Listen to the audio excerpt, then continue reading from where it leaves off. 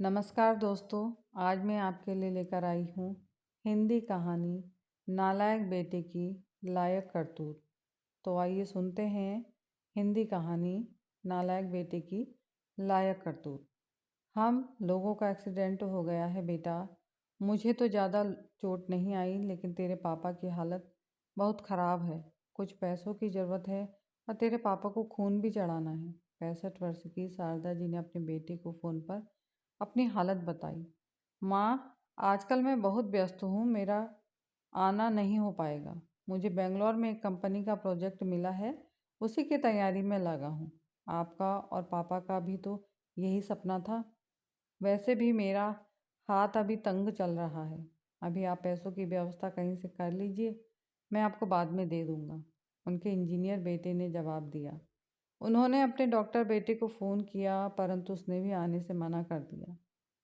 Doctor को अपनी पत्नी के भाई की शादी में जाना था। उसने इतना ज़रूर कहा कि पैसों की चिंता मत करना, मैं पैसे भिजवा दूंगा। यह अलग बात है कि उसने कभी भी पैसे नहीं भिजवाए।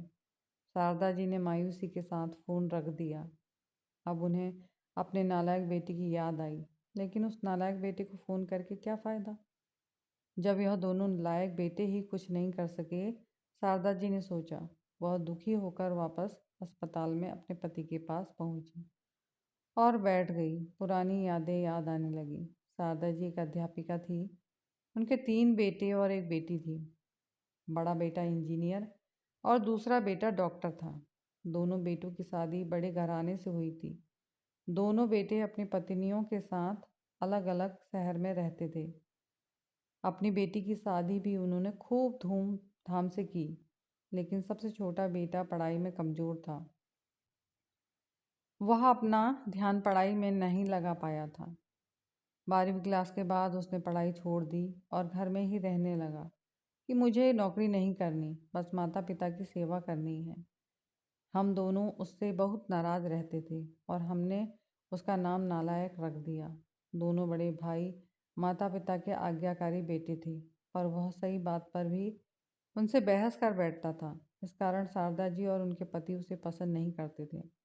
जब शारदा जी और उनके पति रिटायर्ड हुए तो उनके पास जमा पूंजी भी नहीं थी। उनकी सारी बचत उनके दोनों बेटों की उच्च शिक्षा और उनकी बेटी की शादी में खर्च हो गई। गांव में उनके पास एक घर और थोड़ी सी ज़मीन थी। घर का सारा खर्चा उनकी पेंशन से ही चल रहा था। शारदा जी और उनके पति को लगा कि उनका छोटा बेटा अब सुधरने वाला नहीं है, तो उन्होंने संपत्ति का बंटवारा कर दिया और उसके हिस्से में गांव की ज़मीन आई और उन्होंने उसे वहीं रहने के लिए भेज दिया। वह जानना तो नहीं चाहता था, परंतु अपने माता पिता की जिद के आगे झुक गया। शारदा जी और उनके पति गांव में सब लोगों से अपने दोनों बेटों की बड़ाई किया करते थे।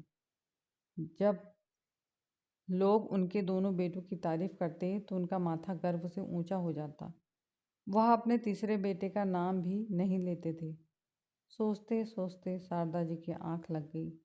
तभी किसी की आवाज़ आई, माँ, माँ। आवाज़ जानी पहचानी थी। शारदा जी ने आंखें खोली तो देखा उनका तीसरा बेटा है। उसने शारदा जी के पैर छुए और रोते रोते बोला, माँ, आपने इस नालायक को क्यों नहीं बताया? पर मैंने भी आप लोगों पर नज़र रखी थी। खबर मिलते ही भागा आया हूँ। शारदा जी ने गुस्से से मुंह फेर लिया। शारदा जी के विरोध के बावजूद उसने अपने माता पिता को एक बड़े से अस्पताल में भर्ती कराया। पापा का ऑपरेशन भी करवाया तथा अपना खून भी दिया। दिन रात दोनों की सेवा में लगा रहा। फिर अचानक से एक दिन गायब हो गया। वह उसके बारे में फिर बुरा सोचने लगी। तीसरे दिन बाद वह फिर वापस आ गया। महीने भर में दोनों एकदम ठीक हो गए और वह अस्पताल से छुट्टी लेकर उन लोगों को घर ले आया। शारदा जी के पूछने पर बता दिया कि वह दोनों फ्री के अस्पताल में थे, इसलिए पैसे नहीं लगे। घर में नौकरानी थी, इसलिए वह माता पिता को घर वापस छोड़कर गांव चला गया। धीरे धीरे सब कुछ सामान्य हो गया। एक दिन उनके मन में आया कि उस नालायक की भी खबर ली जाए। दोनों जब गांव के घर पर पहुंचे, वहां दरवाजे में ताला देखकर चौंक गए।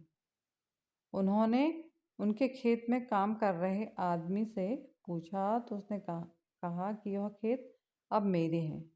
क्या? पर यह खेत तो। शारदा जी और उनके पति को बहुत आश्चर्य हुआ। उसके माता पिता की तबीयत बहुत खराब थी, तो उसने अपने सारे खेत मुझे बेच दिए और रोजी रोटी की तलाश में दूसरे शहर चला गया।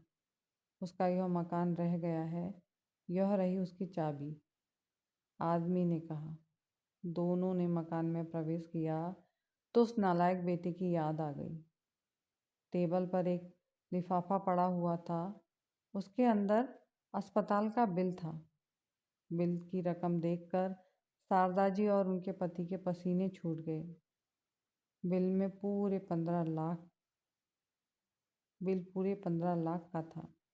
शारदा जी के पति ने कहा, देख रही हो, तुम्हारा बेटा नालायक तो था ही साथ झूठा भी निकला।